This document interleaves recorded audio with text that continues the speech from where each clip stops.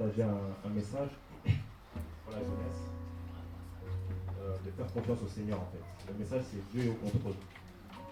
On va aller dans Ézéchiel 36, à partir du verset 25.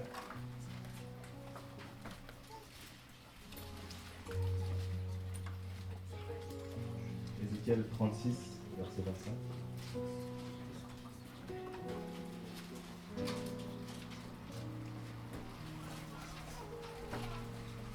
C'est bon 36, verset 25. Alors là, c'est Dieu qui parle. Il parle au prophète Ézéchiel. Donc les prophètes étaient des hommes.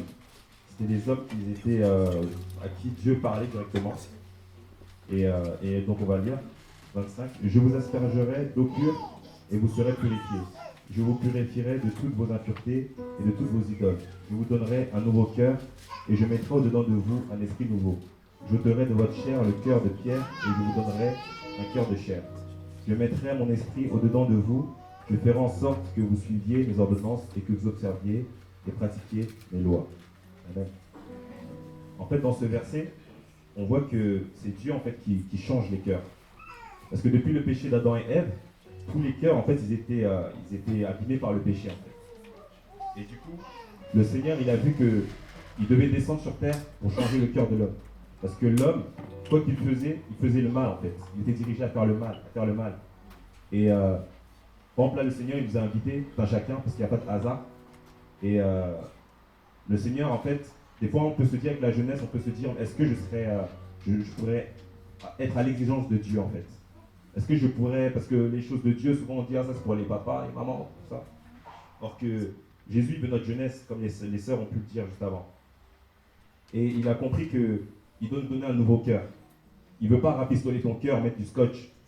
Non, il veut te donner un nouveau cœur. Un cœur qui est capable de garder sa parole. Un cœur qui sera capable de pratiquer sa parole. Et c'est possible. Et je crois au nom de Jésus qui va nous le donner encore aujourd'hui. On va lire encore. On va aller dans Matthieu 9.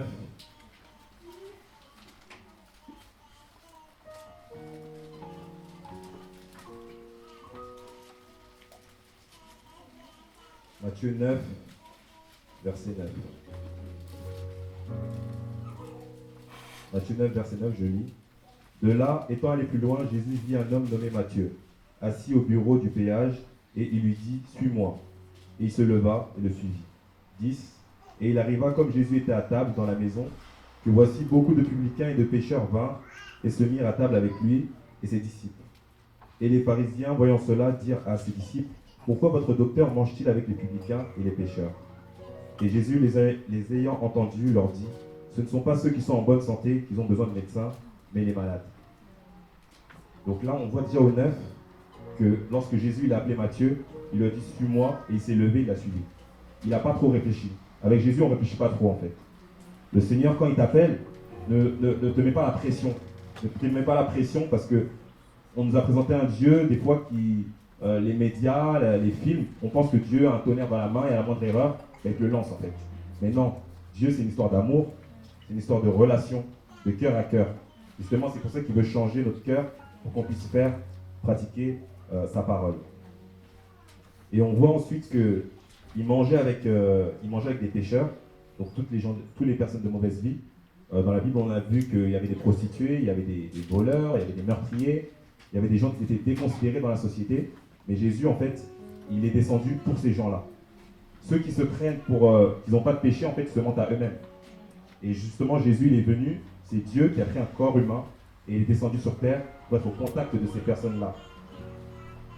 Et les pharisiens, c'était ceux qui enseignaient à l'époque. Donc, on peut donner un exemple comme les pasteurs ou les imams, etc. Ceux qui étaient amenés à enseigner, en fait, Dieu. Et ces gens-là, en fait, justement, ils se prenaient pour supérieurs. Et lorsqu'ils ont vu Jésus manger avec les gens de mauvaise vie et les pécheurs, ils ont murmuré. Mais Jésus, il a entendu et il a dit, c'est ceux qui ont besoin de médecins. Ceux qui ont besoin de médecins, c'est les malades. Vous savez, il y a beaucoup de maladies, en fait, dans ce monde. Il y en a qui diront que je ne suis pas malade, mais il y a des maladies spirituelles aussi. Comme la sœur elle a pu le dire, il y a des maladies, il y a des addictions, par exemple à la masturbation, la pornographie, le sexe, la drogue. Et par exemple, c'est comme quelqu'un qui me disait que il n'est pas chrétien, mais il est avec sa copine. Et il était venu se confier à moi, il me disait que j'ai pas envie de tromper ma copine. Mais c'est comme si c'est plus fort que moi. C'est plus fort que moi. Dès que je vois une autre femme, j'ai besoin de la gérer, j'ai besoin de faire quelque chose, quoi. Et en fait, on comprend que cette personne-là, elle est malade. Elle est malade, elle est esclave. Et Jésus, il est venu aussi pour ces maladies-là que les hommes ne voient pas. Et en fait, pourquoi j'ai donné ce passage? C'est parce que avant d'avoir ce nouveau cœur, il faut reconnaître qu'on est malade. Il faut reconnaître. Moi, avant, je pensais que j'étais bien. J'étais quelqu'un de bien, comme j'ai grandi dans une famille, disons, chrétienne, qui allait à l'église tous les dimanches, etc. Du coup, moi, je pensais qu'une fois que j'étais baptisé, tout allait rouler sur... je sais même plus comment on dit. Donc, en gros, ça allait marcher, quoi. Ça allait rouler, quoi. Mais je me suis aperçu que j'étais tellement mauvais qu'il y avait des moments où je voulais faire la parole de Dieu, mais j'arrivais pas, j'avais pas la capacité, j'avais pas cette force. Parce que j'avais pas ce nouveau cœur, en fait. Et le cœur que j'avais, vous savez, le cœur, c'est comme un vase. Et mon vase, en fait, il était troué.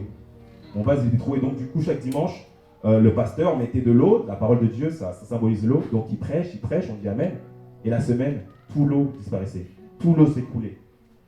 Et le Seigneur, en fait, il veut changer nos cœurs pour que l'eau reste dans nos cœurs. La parole de Dieu reste.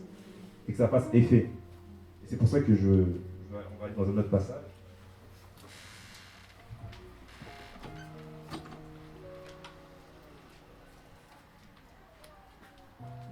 C'est juste en dessous. Je vais le lire rapidement. Matthieu 9, 16. Alors aussi, personne ne met une pièce de drap neuf à un vieil habit, car la pièce emporterait une partie de l'habit et la déchirure serait pire. Et 17. On ne met pas non plus du vin nouveau dans une vieille outre. Autrement, les outres se rompent et le vin se répand, et les outres sont perdues, mais on met le vin nouveau dans des outres neuves, et l'un et l'autre se conservent. Là, Jésus il a donné deux exemples, comme quoi il ne rapistole pas en fait. Comme je disais, il ne met pas de scotch, il change carrément. Sinon, en fait, la parole qu'il aura déposée dans nos cœurs va se perdre. Et là, du coup, on va aller dans un autre passage pour aller un peu plus loin. Et on va finir par là, dans Jean 2, à partir du verset 6.